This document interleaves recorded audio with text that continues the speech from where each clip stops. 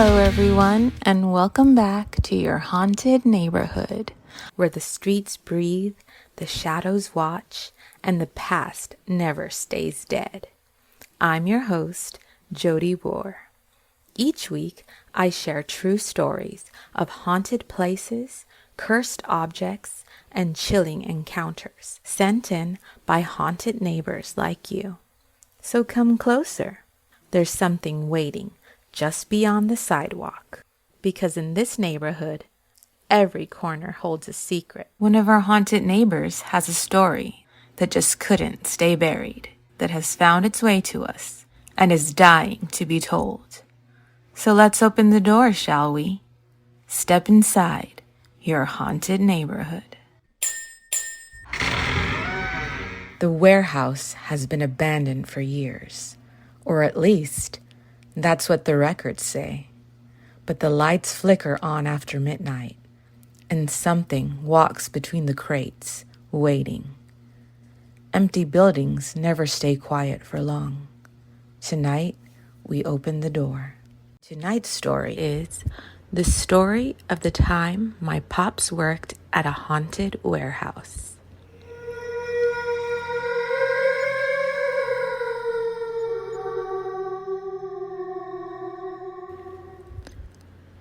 My pop is by far one of the most fearless men I've ever met. Here's why. My pop worked as security at a plant, warehouse, and he also controlled the gate to let people in and out of the premises. He worked from 5 p.m. to 7 a.m. During each hour, he had to walk around the plant and had to turn the key at these boxes placed in each department. And this box would basically log in each time he keyed the box, which would let the boss know the time his rounds were completed. Well, this plant was huge and had 2 floors. Around 7 p.m., he would be the only person on the premises. Usually around midnight is when weird things would take place. Incident 1. One night, during his rounds, he was walking, doing his rounds like normal, and he would hear the sound like pebbles were being thrown as he was walking. He looked down and realized that these pebbles would skip past him on the floor. He turned around and wouldn't see anything. But when he would begin walking, the pebbles would continue to get thrown and skip and bounce past him. When this was happening, as he was approaching an elevator, he hears a ding, and the elevator started coming down to the floor he was on. He pulls his gun out and waits to see who or what comes out of the elevator. The elevator opens. Nobody is inside. Pop shrugs it off and ignores the pebbles and continues to walk. As he turns the corner, he notices a pallet jack, the thing people use to move around pallets, hovering in the air. Now, mind you, he's the only one on site and no machine is running, so it's really quiet. As he looks at the pallet jack hovering, it suddenly crashes to the floor, making a horrific loud sound. He doesn't panic, but he continued to finish his rounds while holding his Glock 19. Incident 2. Around the same time, on a different day, as he's making his rounds, he notices someone walking on the other side of the floor he's on. The guy turns, glances at my pop, while continuing to walk. Pop realizes that usually some people stay over who work in the offices, but he recalled letting the last person out of the gate around 8:30 p.m. He goes to confront this man he saw that's walking towards a door that had chains on them. As he gets to where the man was heading, he realizes the chains were still there, and he didn't understand where he went all of a sudden.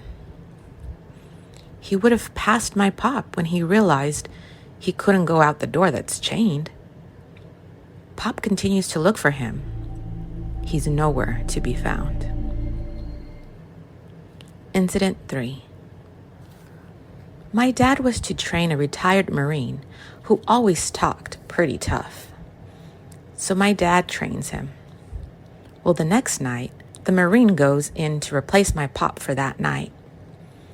Around 11 p.m., he calls my pop to tell him that he's hearing something shuffling around on the top floor and asks Pop, "Are people still there?"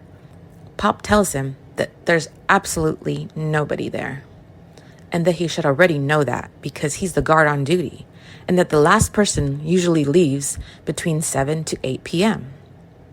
While on the phone, he begins to hear the shuffling again and asks Pop, can he hear it over the phone? My pop does and tells him to finish his rounds, which would eventually lead him upstairs. The Marine, obviously scared, says okay and hangs up the phone. Pop gets a call back from the Marine, letting him know he's now outside waiting for the police to come. Pop asks why while putting his clothes on to get there, because he's the boss. The Marine tells him when he walked up to the second floor, all the furniture was now shifted all to one side of the warehouse and stacked on top of each other.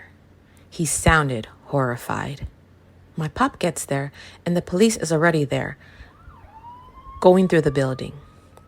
A couple police took pictures of the stacked furniture. We're talking heavy couches, lazy boys, etc. The police didn't find anyone, of course. The Marine asks my pop, do weird things happen there? And my pop tells him, all the time, and tells him about a few incidences he experienced. The Marine quit on the spot. Incident 4. As a teenager, if I didn't have school, my dad would let me come with him to work. I already knew what my pop had told me, but of course, being with my pop, I feared nothing. Well, on the last round of the night, we walked and talked about life and about the scary things he's experienced when I told him I needed to use the bathroom. Well, the plant had bathrooms all around, but he told me the cleaner ones were upstairs, where the office workers use. When we got there, Pop said, "You remember how to get out, right?" I tell him, "Of course," because I've walked those rounds with him since a kid. He was there 21 years. So he said, "Okay." While I'm in the bathroom, as soon as I'm done peeing, all the lights go off. Only certain lights were still on, but nowhere near enough to be able to see. So I man up and start walking toward the exit. Right before I get there, my pop yells, "Son, come back down towards the stairs. To go back down, we're going to exit through the back." So as I begin retracing how to get to the stairs, I yell, "Hey, Pop, what happened to the lights?" He ignores the question and says, "Come to the stairs and meet me down here." That was an automatic red flag. Pop would have turned his flashlight on that he always carried on his utility belt. And why would he want me to go backwards? He already keyed that area. I ignore the voice and turn around and run towards the exit. While running, he began to laugh, unlike how my pop laughs. And plus his voice sounded like it was 4 voices all at once. When I made it outside, Pop was at the guardhouse, sitting in the truck, like he always did sometimes. The guardhouse is small and got stuffy during the summer. When I got to the truck, my pop knew I experienced something. I told him what happened, and he seemed more scared for me than I was. My pop has long retired from that place, and when he retired, every new guard they hired wouldn't stay long. They even tried to hire to work in pairs, and they still would quit. Rumor is the building was on old Native American burial grounds, which I believe because I lived in a county called Catawba, North Carolina. It was named after the Catawba Nation.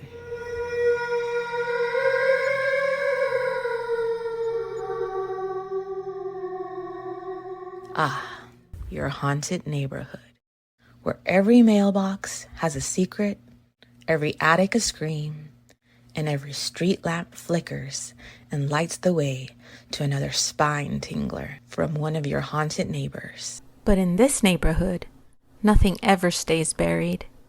So let's dig through the grave dirt and see what creepy little details I loved most about this story.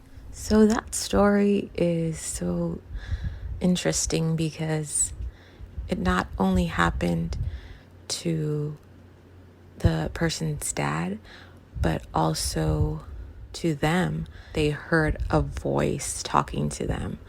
I feel like that's so scary that they heard the voice calling out to them like it was their dad. Gave me chills when I was reading it. And of course, like all the people who worked at that same place afterwards experienced all the haunted things after that.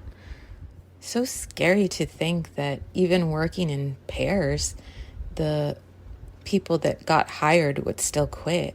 Usually, sometimes it's just one person that experiences it. That person is either more open to it or something specific to that person, you think. But when it's like everybody is experiencing it, wow, that place is just really haunted.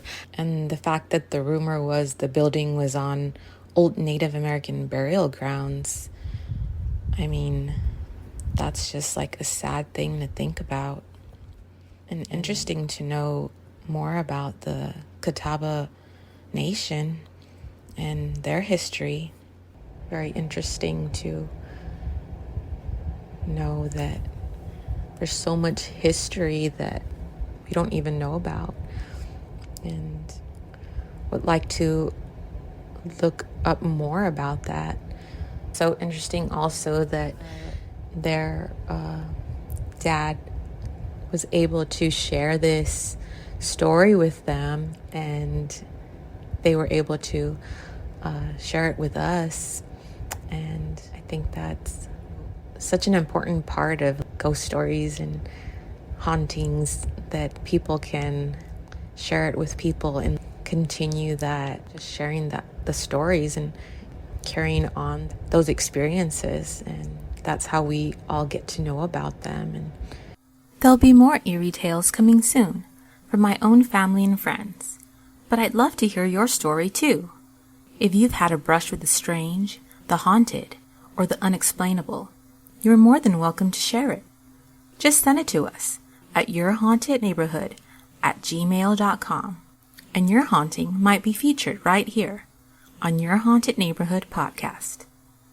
Thanks so much, you guys, for listening, and thanks for wandering these haunted streets with me. I hope you'll come back for the next story.